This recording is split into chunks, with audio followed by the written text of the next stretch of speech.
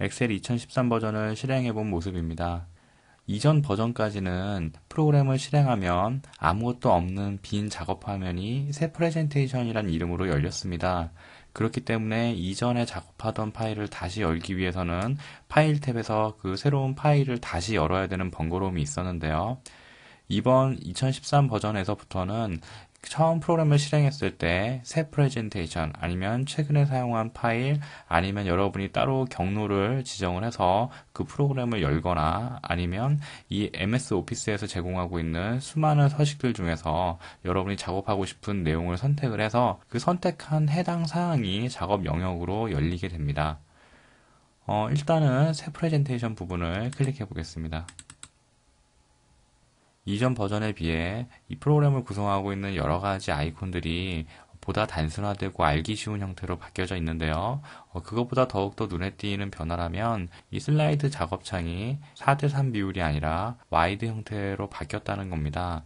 이미 몇 년 전부터 PC나 노트북의 출력 화면, 이 프로젝터라든가 태블릿, 스마트 기기 등의 출력 화면 등도 4:3 비율이 아니라 와이드 화면 비율로 많이 바뀌어져 있었습니다. 하지만 이전 버전의 파워포인트까지는 4:3 비율이 기본 화면 구성이었는데요.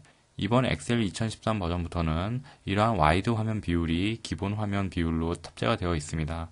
물론 여러분의 작업 성격에 따라서 4:3 비율로 바꿀 수도 있고요. 그에 대한 것은 뒤에서 또 다루도록 하겠습니다. 이러한 프레젠테이션 문서의 기본 구성 요소들에 대해서 짧게 알아보면요.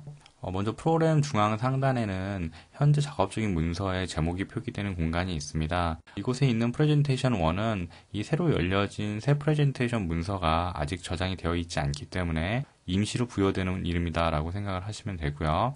만약 여러분이 따로 이름을 정해서 그것을 저장을 하면 저장된 내용으로 이 제목이 표기가 되는 것을 확인할 수 있을 겁니다.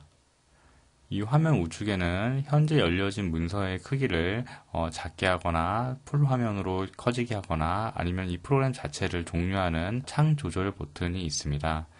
그리고 그 왼쪽에는 이 화면 상단에 있는 리본 메뉴를 어떻게 표시할 것인지를 조정하는 리본 메뉴 표시 옵션이 있습니다.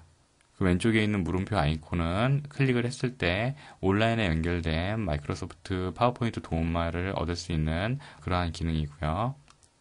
이 프로그램 상단에는 리본 메뉴라고 부르는 수많은 명령어들의 집합이 있습니다. 그 명령들의 성격에 따라서 작은 그룹을 이루고요. 수많은 그룹들이 모여서 하나의 탭을 이루게 됩니다. 그래서 홈 탭에 슬라이드 그룹에 이 레이아웃이라는 명령이 있는 것이고요. 이런 화살표 버튼을 눌러보면 그 기능에 숨겨진 여러 가지 목록들이 나타나기도 합니다.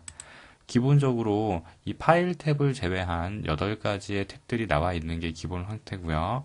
이 파일 탭 같은 경우에는 클릭을 했을 때 이 문서를 열거나 저장하거나 인쇄하거나 공유하는 가장 기본적인 작업 명령들을 적용을 할 수가 있고요. 여기에 있는 되돌아가기 버튼을 눌러서 다시 작업 화면으로 돌아올 수가 있습니다. 이 프로그램 우측 하단에는 파워포인트의 보기 상태를 조절하는 여러 가지 옵션 단추들이 있고요. 그 우측에는 이 문서의 보기 배우를 조정하는 조절 단추들이 또 배치가 되어 있습니다. 화면 중앙 가장 큰 영역을 차지하는 이 슬라이드 작업창은 실제로 데이터를 입력하고 그 서식을 조정하고요. 여러 가지 그림이나 도형 등을 배치를 해서 여러분이 목적하는 내용으로 구성된 그 슬라이드 문서를 만드는 공간입니다. 이 슬라이드 창 왼쪽에는 슬라이드 미리 보기 창이라는 커다란 아이콘 형식의 창이 있는데요. 이곳에서 작성하는 내용들은 이 미리 보기 창을 참조를 해서 해당 슬라이드의 내용을 미루어 짐작할 수가 있습니다. 슬라이드 내용이 굉장히 많을 때는 직접적으로 그 슬라이드를 클릭해서 문서 내용을 보지 않아도 이 미리 보기 창만을 보고서도 이 슬라이드가 어떤 슬라이드구나 라는 것을 대략적으로 짐작을 할 수가 있겠죠. 프로그램 좌측 상단에 보시면 작은 아이콘들이 모여있는 빠른 실행 도구 모음을 또 볼 수 있습니다. 이곳에 있는 명령을 클릭해서 바로바로 명령을 적용할 수가 있는데요.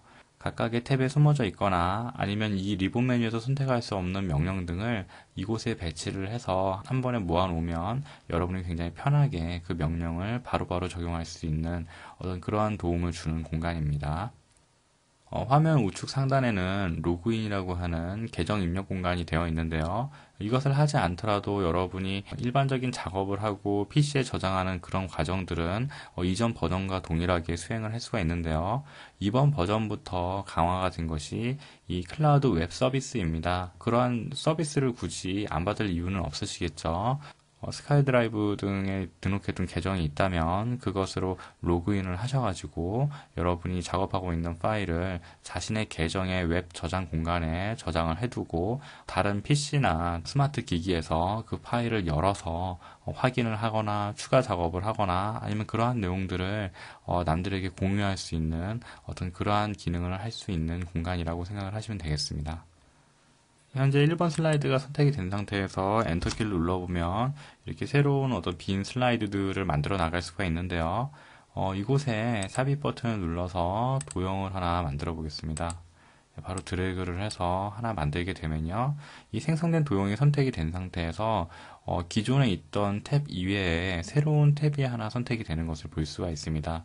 그래서 여러분이 그림이라든가 이 스마트 아트라든가 도형 같은 것을 만들었을 때는 그 해당 개체를 수정하거나 조정할 수 있는 그러한 상황마다 나타나는 상황 탭이 생성이 됩니다. 만약에 여러분이 이런 도형이 아니라 일반적인 뭐 스마트 아트 계열의 문서를 하나 가지고 왔다라고 하시면 그러한 스마트 아트를 수정할 수 있는 스마트 아트 도구, 거기에 포함되는 디자인 탭, 서식 탭 등이 제공이 되게 됩니다. 이러한 개체의 선택 상태는 빈 슬라이드 영역을 클릭하거나 아니면 키보드 ESC를 눌러서 이 선택을 해제를 할 수가 있고요. 이러한 개체들이 선택이 안 된 상태에서는 방금 전에 봤던 그러한 상황 탭은 사라지게 됩니다.